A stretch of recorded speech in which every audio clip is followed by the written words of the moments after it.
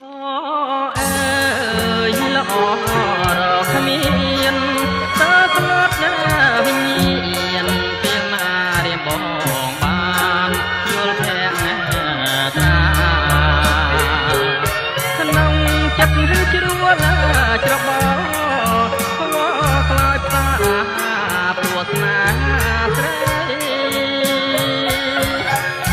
ស្រឡាញ់ស្ទើរតែលេបចង់ក្រេបក្លិនពីស័យតែរៀមមិនហ៊ានស៊ូខ្លាចជំគួគប្បីលួចក្រឡាញស្រស់ស្រីកំរាល់ថ្ងៃគ្មានពេលហាលហា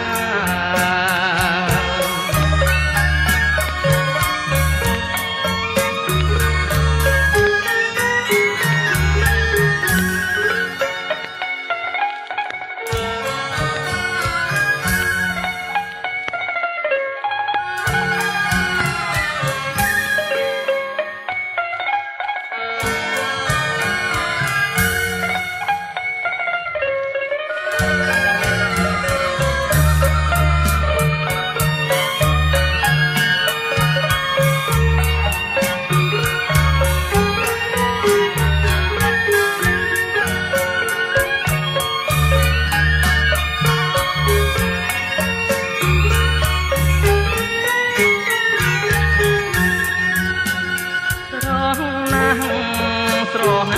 គ្មានពីស្រស់រកនារីមកទឹមនឹងឆ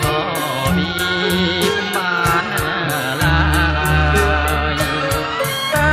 បរោះណាទៅត្រូវបានកាយលើកណាយវាសនាឬដូចជាខ្ញុំដែរបានតែលួចស្នេហាលួចកាទុំម្នាក់